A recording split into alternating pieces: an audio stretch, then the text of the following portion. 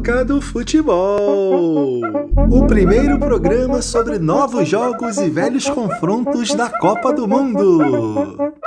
Apresentando Alexandre Chada, o âncora. Cracaço de bola aposentado da Confraria dos Repugnantes e exímio conhecedor de Copas do Mundo. Jefferson Almeida, o comentarista traça e diretor do programa. Ele sabe mais sobre Copa do Mundo que o Google e bate um bolão, joga muito esse cara. Márcio Araújo, o comentarista sem noção, aquele que fala o que ninguém vê. E Daniel Vargas, o popular produção.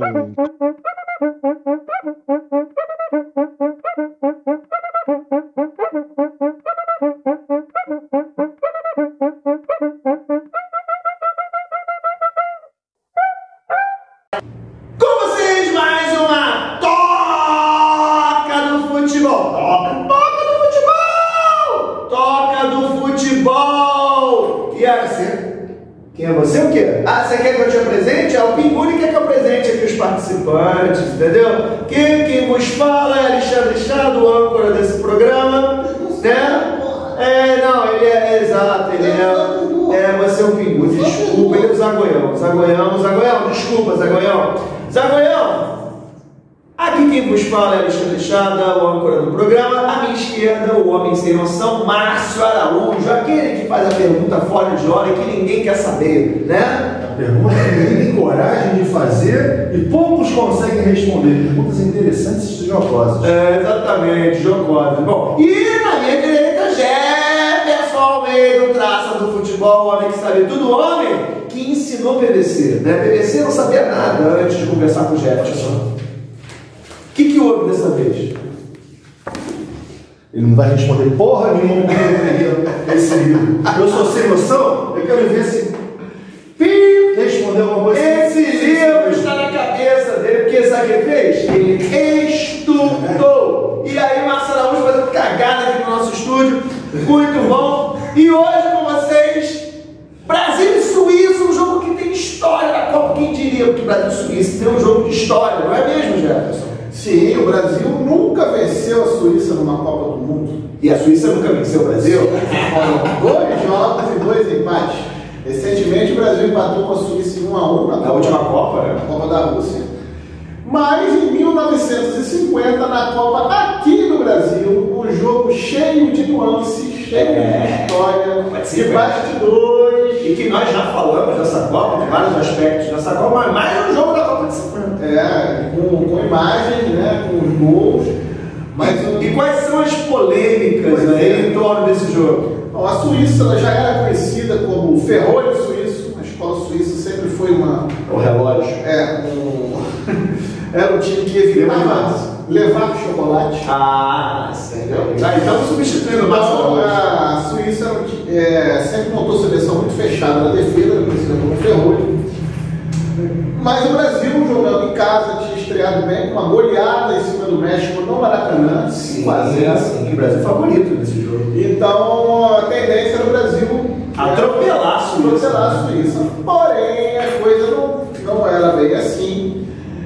Agora, o interessante é que o futebol de 1950, aqui no Brasil, ainda tinha uma característica muito, digamos, provinciana. Regional, né? Muito bairrista, né? Por incrível que possa parecer, o time que jogava no Maracanã era um time que tinha jogadores que atuavam nos clubes do Rio. Inclusive a base era o Vasco, né? A base era o Vasco. O Expresso da Vitória.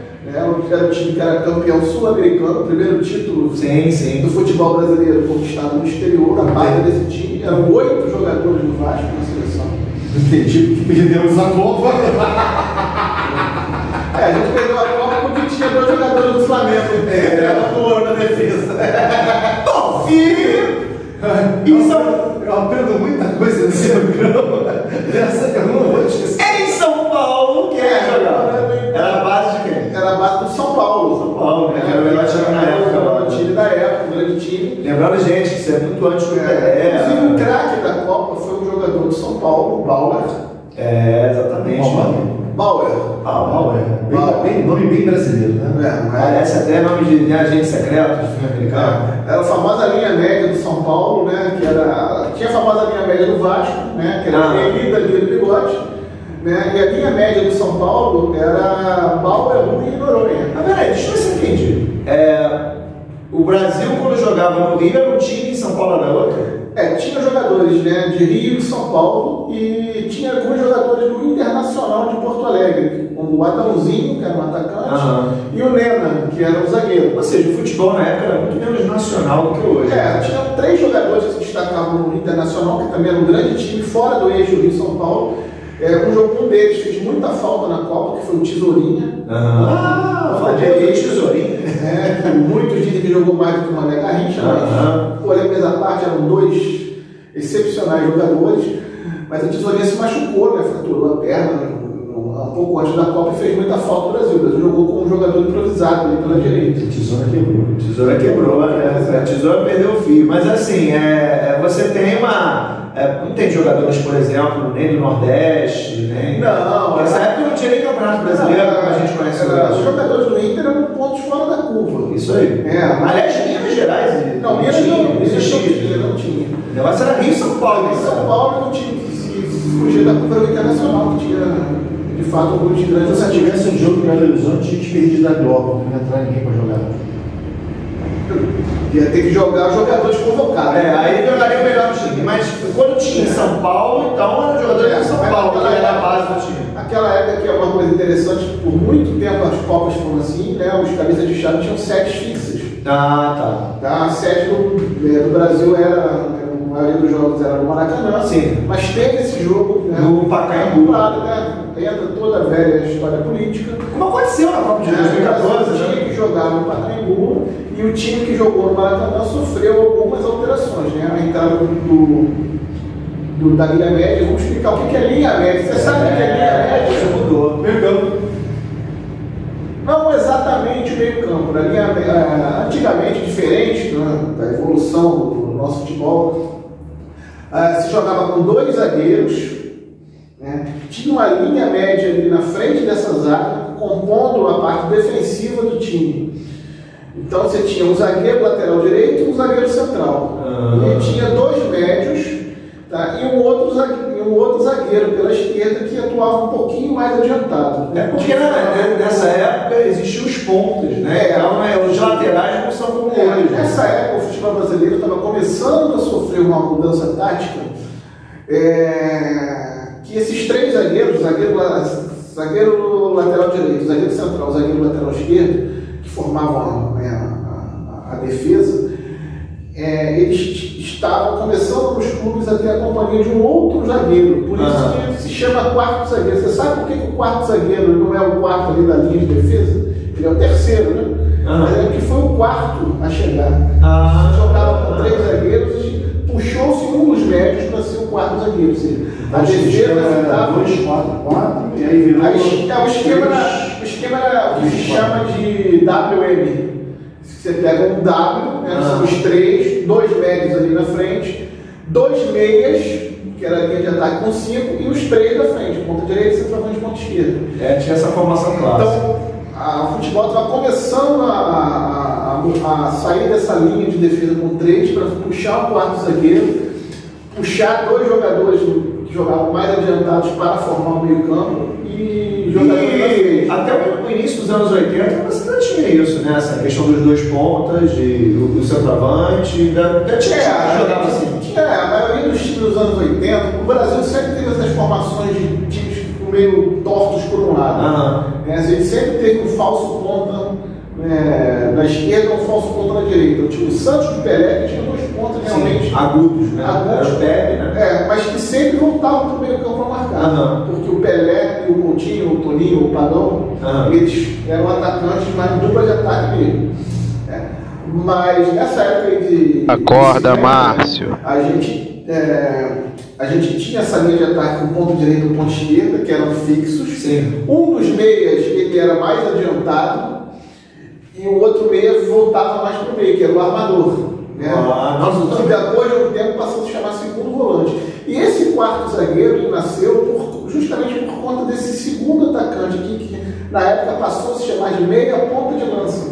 E ele ficava meio livre quando ele avançava. Esse jogador, inclusive, era um jogador titular da seleção brasileira, que era o Ademir Menezes. Sim, famoso Ademir. Acorda, Márcio. Mas ele gostava mais de jogar na meia ponta de lança. Ele arrancava lá do meio campo com a bola e o centroavante estava sendo marcado pelo zagueiro central e ele ficava livre. Um médio tinha que sair para acompanhar. Sim. Então se criou um quarto zagueiro para cobrir as investidas desse jogador, especificamente o Ademir. Só que o Brasil, nessa Copa, ele não teve a coragem assim, de implantar essas mudanças táticas que estavam acontecendo. Ou seja, de jogar um futebol mais protegido da sua defesa. Os dois médios, por exemplo, que acabaram sendo titulados no restante da Copa, eram dois jogadores extremamente clássicos, técnicos, que não tinham tanto poder de marcação assim, que eram o Danilo e o Bauer. Sim. Por quê? Porque no Vasco tinha o Danilo, que era o técnico, e o Eli, que era o marcador. E no São Paulo tinha... Era o Dunga do time. No São Paulo tinha o Bauer e tinha o Rui. Sim. O Rui Campos, que era o mais marcador. Então, na verdade, você teria que escolher entre Danilo e Bauer. E nunca colocar os dois. Acabou que os dois foram pro final da série. Pelo que você está falando, o Brasil jogava aberto, né? E vocês sabem quem era um zagueiro reserva desse time? Menor ideia. Newton Santos era reserva. Que isso? Enciclopédia? Ele era reserva do lateral, que era o Bigode. Que é um dos laterais. Isso aí, Botafogo. Fica sabendo disso, Botafogo. Esse vai tremer, né? O lateral, inclusive, que ficou marcado um pouco na final pelas jogadas do Didier naquele setor. Sim. O Santos que era conhecido como popular engenhão, né? Bom, já que ele falou em Engenhão passou a ser chamado estádio Newton Santos em função de ter passado pela administração do Botafogo. E aí você tem o estádio hoje, é chamado de Newton Santos, oficialmente, já foi João Avelange, né? E aí depois, mais conhecido como Engenhão sempre, e rebatizaram o estádio oficialmente como Newton Santos, porque foi um dos maiores craques do futebol brasileiro e principalmente do Botafogo, né? Sim. Bom, vamos ver o jogo. Tremeu. Sabe o que significa isso? Audiência. E pergunta aqui, Alex Chambinho, delicioso da Taquara. Esse Chambinho deve ser bom, hein? Chambelli, né? O Chambinho está perguntando aqui para o nosso Traça se ele sabe descrever o uniforme utilizado no Brasil na Copa de 50, se já era popular camisa canarinho. Olha só, Traça, você não vai adiantar a resposta porque eu sou o cara que sabe das coisas. A televisão era preto e branco, ele não sabe, ninguém lembra. Porque era preto e branco, não dá para saber se era amarelo, se era branco, se era verde. Na verdade, passar Traça. Na verdade, não tinha nem televisão. A televisão chegou ao Brasil em 50, então muita gente. Mas a gente viu os lances da Copa na televisão. Em filme. Inclusive tem a famosa história, né? Que o Brasil importou televisões dos Estados Unidos sem ter emissoras de televisão. Ela era uma coisa fantástica no Brasil, né? Valeu, Eurico Gaspar Dutra. Bom, mas aí. O Brasil, essa história é interessante, uma história até um pouco conhecida, que o Brasil jogava, né? Desde a criação da seleção brasileira, em 1916, um uniforme todo branco. Né? Clássico, hein? Às vezes jogava com calção azul. Tá? Aliás, nessa partida contra a Suíça foi a única vez que o Brasil jogou com um uniforme diferente. Jogou com a camisa branca, tradicional, mas com calção azul. Todos os outros jogos o Brasil Ou seja, na época o Brasil branco era tradicional. Sempre todo branco. Era uma homenagem ao time do Santos, é isso? Não, o esporte da Confederação era branco. Os clubes nos seus primórdios costumavam ser todos brancos, preto e branco no máximo. Mas vem cá, e o amarelo não existia? O amarelo não existia. O amarelo ele surgiu justamente depois da Copa do Mundo, porque Quiseram esquecer que eu quero saber. Queriam esquecer o uniforme. O Brasil ainda chegou a jogar algumas competições com camisa branca, mas teve um concurso para a nova camisa do Brasil. Exorcizar 50, porque não tinha jeito, depois daquele trauma.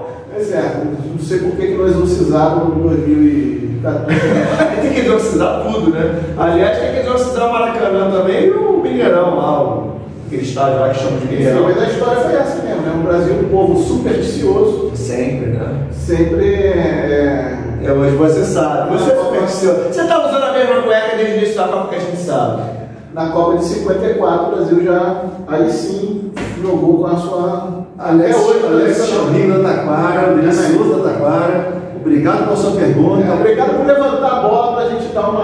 Vôlei. E ó, Nada. se Não, isso aí não é vôlei de futebol, né? Não, vôlei. Eu levantou a bola, pensei na cortada. Vôlei é pra quem joga, você jogar cortada e se inscreva. Dá um like, se inscreva, não esqueça. Ó, aqui, ó, olha aqui o endereço passando. Ó, tem que se inscrever, dá força. Bom, e vamos pro jogo, que é isso que interessa. Clássico, imagens nítidas, né, maravilhosas, com certeza. Ficou claro no começo do programa que era só o jogo de 50, vocês não iam falar do jogo de 2018? Sim, falamos desde o início que a Copa de 50. O Zé Mané, Zé Ruel. Estava esperando as histórias de 2018. 2018.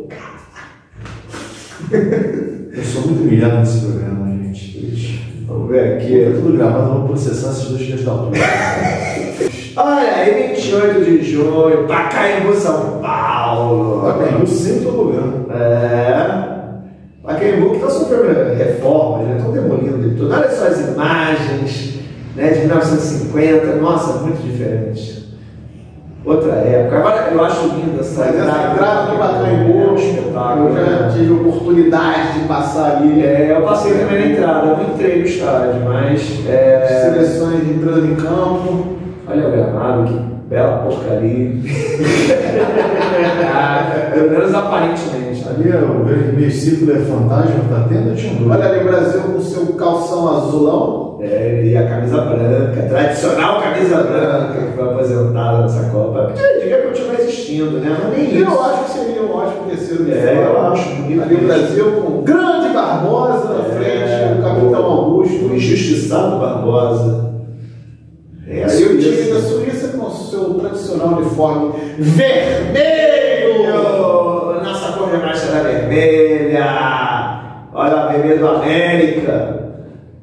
Eu acho legal as imagens, né? O time correndo, legal, é bom. Eu gostava muito. A bebida era uma queixada. Parece, o Pedro lembra ele, né, Bruno? O Alfredo era um jogador que era muito eclético. Ele jogava de lateral esquerdo e nesse jogo aí ele atuou com ponta direita. Se eu fosse o Pedro, eu deixava um bigodinho, só para ficar igual a ele. Então, bigodinho era uma característica dos jogadores dessa época. É verdade, né? Muito comum. Augusto, o Jair da Rosa Pinto. Olha o pessoal da Suíça, como eles são bonitos e elegantes, né? Tirando esse senhor aí. Olha pra futebol de fato tinha suas peculiaridades. Nem tinha escudo, né? A bandeira da Suíça. Não tem nem escudo da federação. Não parece time da Cruz Vermelha ou Vasco. Agora eu acho esse escudo da CBD tão legal, né? Eu adoro esse inclusive eu aceito doações de uma réplica dessa camisa do Brasil. Teve uma época que vendia, né? Hoje é mais difícil de achar. Com o escudo da CBD. Com o escudo da CBD. Hoje tem uma camisa da CBF que lembra um pouco esse modelo aí, né? Branco com as golas azuis, mas... Olha a bola rolando. Olha a bola rolando. Olha aí, que espetáculo, né, cara? A bola quicando, negócio difícil. E os jogadores de hoje reclamam, né? Pô, bola de capotão. Vai jogar nesse. E a bola pesada nessa época, não era essa bola leve, não. Uma bola no saco morreu. Morreu. Mas a gente a bola bem pesada, o goleiro não usava luva. O goleiro raiz, né? Ficava com essa palhaçada, não. São poucas imagens, vocês têm que... Aliás, o centroavante do Brasil nesse jogo era o centroavante do Corinthians, o Baltazar. Bom, pensei que cabecinha de ouro. Pensei que o Marcelo ia falar o Casagrande, né? Ó. E o goleiro parecia eu agarrando o goleiro da Suíça. Olha, o gol do Brasil, Alfredo. Esse goleiro, ele sabia que ele podia agarrar com a mão? Ele ficou vendo ali a jogada. Eles estavam pedindo toque de mão ali do jogador brasileiro. Mas ele estava perdido, esse goleiro, né? Ele perdeu o rumo. Depois que ele foi pegar a bola ali, ele perdeu o rumo. Ficou catando E burburinho. continua reclamando lá, né? O céu estava. É a cinza, né? O céu estava cinza. Olha o Baltazar. Olha! Morumbi lotado. Olha o Baltazar. Morumbi, né? Lembrando que não tinha numeração fixa, tá? Sim, sim. Numeração é de 1 a 11 conforme um campeonato regional qualquer. Aí, aliás, como nós já dissemos aqui, a primeira Copa que tem numeração. A primeira Copa tem numeração nas camisas. Legal essas imagens. Você vê que é feito ali, né? Na beira do gramado. Agora, assim, mesmo as imagens sendo ruins, né? A gente vê a categoria dos jogadores, né? O toque, né? Como eles matam a bola. A elegância dos jogadores Aí dessa o época. Faton, ele vai empatar o jogo. O Faton é o artilheiro da Suíça. Cara, esse time do Brasil devia ser muito ruim para tomar gol da Suíça, cara. Pelo amor de Deus. Você vê que a zaga do Brasil, Juvenal, falhou feio ali. Não, perdido. O futebol era muito diferente, né? A preparação dos jogadores A bola era foi boa. dominada em cima dele E uma coisa que a gente percebe vendo jogos antigos é a evolução dos goleiros, né? Que essa é uma posição que evoluiu muito. esse goleiro aí do Brasil, o Barbosa, ele é considerado uma das primeiras revoluções assim, na posição de goleiro, porque ele era o primeiro goleiro que saía da pequena área. Porque os goleiros não saíam. Os goleiros ficavam, parecia goleiro de totó, em cima da linha. Isso aí. No máximo, suizinho até a risca da pequena área. Mas o Barbosa, até porque ele, por ser um goleiro de menor estatura, mas ter grande elasticidade, ele saía até aproveitava, né, de poder usar as corredores de área e sair. Esse Só falou um assunto, Traça, eu vou te fazer uma pergunta. O segundo gol, cabecinha de ouro, Esse foi o cabecinha do Baltazar. Bola. Foi golaço. Ele é um grande cabeceador. No ângulo, caralho. Nem o goleiro de hoje em dia pegaria isso. Não pegaria não. A bola foi no ângulo, aliás, que cabeçada, hein? Até porque se fosse hoje em dia, o cara ia isolar essa bola, que a bola hoje em dia é leve, essa bola foi pesada, inclusive o cara tá com traumatismo. Ele desmaiou depois do gol, mas o Baltazar era tipo um Jardel ali na época. Imagina a dificuldade de cabecear naquela distância, da maneira que foi, a força, né, que ele usou. O Brasil é Mas olha só, dizer uma coisa. Para que serve se o goleiro não sai da pequena área? Você sabe me dizer para que serve a pequena área? Quem inventou a pequena área? Qual a utilidade da pequena área? Tem alguma dimensão ali que sirva? A pequena área, qualquer infração que ocorra dentro daquele espaço, ele tem que ser batido da risca da pequena área. Então, se existe uma falta de ataque dentro da pequena área, você tem que bater em cima da linha da pequena área. Independente da posição, você precisa bater da linha da pequena área. Dois lances dentro da grande área, uma obstrução. Você não pode bater, por exemplo, dentro da linha do gol. Tem que bater naquela linha da pequena área. Isso lembra o lance de Brasil e Chile naquelas eliminatórias de 90. Que aquele gol do Chile foi totalmente irregular, porque bateram a falta de dentro da pequena área. Isso aí, foi um negócio confuso, inventado, né? Uma falta do Inventaram a falta de bater o rato de dentro da pequena área. Aquilo ali é um erro crasso na regra do jogo. Que vergonha. Pensei que você não ia responder. Chupa! É o Barbosa aí. Destaque! Eu estou pensando. Tem muita foto, né, nesse jogo. Tem muita foto. Porque na época, como nós já falamos. Olha lá o Barbosa saindo da pequena área para fazer a defesa. E é bom a gente frisar que nessa época não tem transmissão de televisão como hoje, né? É totalmente diferente. E a Suíça empatando o Você jogo. não tem quando tinha televisão? Não, aqui no Brasil, né? Não tinha chegado. A televisão estava chegando no Brasil, né? E lá fora também estava começando, não era. Aí o gol da Suíça, um chute cruzado. A 2 minutos do final do jogo, Olha a cara da polícia. Olha só. Vocês sabem quem era um dos guardas que trabalhavam no Maracanã? Zagallo. Zagallo! Ele estava, servia ali, ele ficava Então ele puxou toda a energia negativa e transformou em energia positiva, porque o Zagallo é o maior campeão de todos os tempos. Olha a vestimenta da torcida. Eu sou muita elegância, né? Devia estar quente, hein? Apesar de que é meio do ano, não, né? São Paulo. E tivemos essas imagens fantásticas na Copa de 50, onde todos os gols a gente conseguiu visualizar. E a Suíça comemorando como se fosse o título, né? Para eles foi um grandíssimo resultado para a Suíça. Tudo bem que depois não deu em nada. O Brasil só passava um dublo. Né? O Brasil foi o... Mas esse empate aí atrapalhou o Brasil, que jogou pressionado, né? pressionado contra a Iugoslávia na rodada final. E aí sim, o Iugoslávia é boa seleção E o tradicional. Brasil tinha um grande choque nesse jogo, que era os craques do time, que era o Zizinho, né? Ah, é o peso, né? Mas o jogo foi em São Paulo. Sim, mas o Zizinho, o Ademir também jogava no Rio. O Zizinho era o craque do time. Ele não... Ou seja, tinha alguns que jogavam independentemente do... Jogavam independente. Eles botavam a base de São Paulo. Jogadores como Friaça, como Baltazar. Na verdade, assim, a porrada tinha que comer no treino, né? Vai ter jogo em São Paulo, o pessoal do Rio de Janeiro enfiar um cacete, não tem caixinha de ferramenta contra o pessoal de São Paulo e vice-versa, né? A rivalidade era muito grande, porque nessa época não tinha campeonato brasileiro. Por exemplo. Isso, exatamente. Tinha o campeonato brasileiro, era um campeonato de seleções regionais. Então o Rio e São Paulo se revezavam nos títulos, né? Até porque o futebol é nesses dois estados. A única vez que fugiu um pouco dessa curva foi no campeonato gaúcho. Foi uma seleção gaúcha que conquistou o título. Eu me lembro dos anos 80 de ter algum amistoso da seleção do Rio contra São Paulo. Você lembra disso? Eles tentarem fazer? Tinha amistoso, seleção carioca, seleção paulista, né? Eu lembro de 2 jogos, inclusive, que eu vi do garoto que o Zico, né, jogava, o Roberto Dinamite. Morreu, né? Assim, essa questão do regionalismo hoje é diferente, né? O Rio e São Paulo mesmo morreu, né? Mas tinha campeonato brasileiro, né? Teve o último campeonato brasileiro que o Rio até ganhou de São Paulo, chegou a ser representado numa fase pelo time do Vasco, e na final foi representado pelo time do Americano de Campos. É bem legal essa dinâmica, só que hoje o calendário do jeito que Mas nesse último campeonato, que foi em 88, inclusive o Romário fez um gol aí, não foi contabilizado naquela listagem. dos mil gols.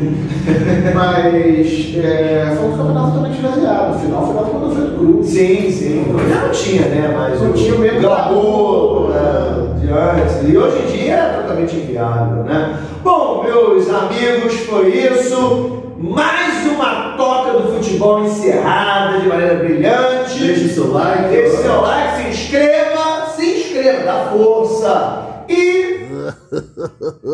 olha eu aqui, sou eu, o Pinguzinho. Eu tô aqui para apresentar o último quadro do programa, o desafio. O que será que esses xaropes vão tentar reproduzir na mesa de botão? Qual vai ser o gol da Copa que eles vão tentar imitar?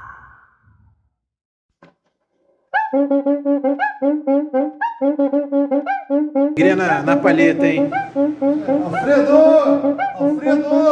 Passa no jogo alegria da TV.